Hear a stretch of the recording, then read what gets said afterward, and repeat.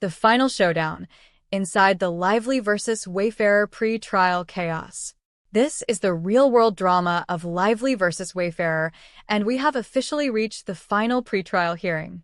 After 12 months of intense legal warfare, 3 major claims are finally heading to trial. But before the jury takes their seats, there is one last hurdle that could make or break the entire case. How do you prove a smear campaign actually happened? How do you put a price tag on a ruined reputation?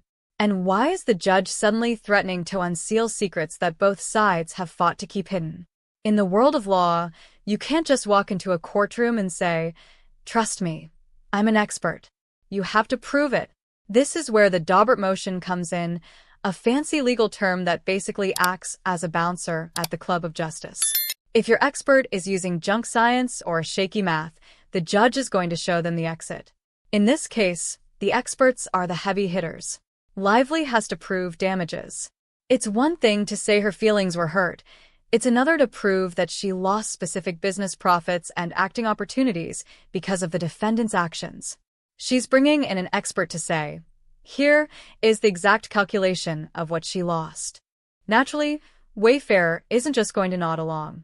Their experts are prepared to argue that Lively's math is more like creative fiction than economic reality. They want to prove that you can't trust the calculation, or better yet, that the loss can't be calculated at all. Lively's team claims Wayfarer manipulated social media to destroy her reputation. She has an expert who claims they can trace this manipulation. Wayfarer's expert is essentially saying, you can't prove that from a few tweets and likes. It's a digital whodunit with millions of dollars on the line. But even if the experts are allowed to speak, will they have enough time to say anything at all? One of the most stressful parts of this pretrial hearing is the allotted time. The judge is asking both sides, exactly how many days do you need? This isn't just a polite suggestion.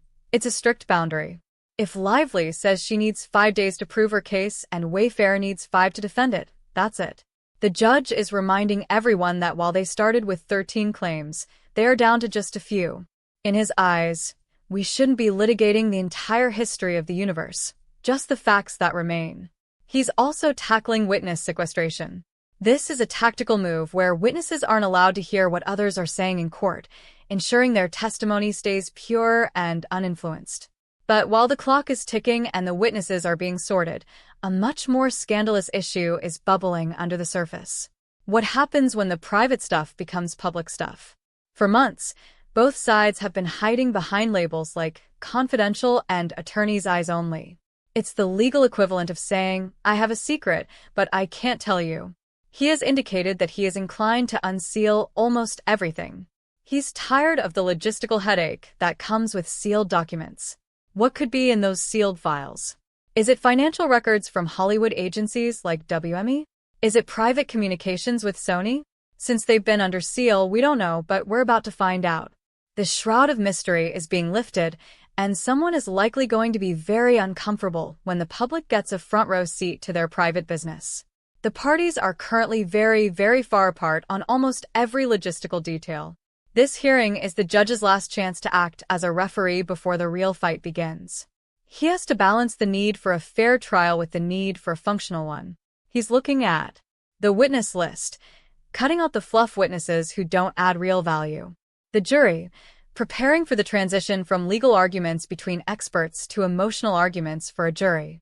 The vibe, shifting from garden variety emotional distress, which doesn't require psychiatric records, to the hard facts of contract law and retaliation. We are at the edge of our seats waiting for the results of the final pretrial hearing. Will the smear campaign evidence hold up? Will the trial be a 10-day sprint or a month-long marathon? And most importantly, what do you think is hidden in those sealed documents? Leave a comment below with your theories. The final countdown has begun.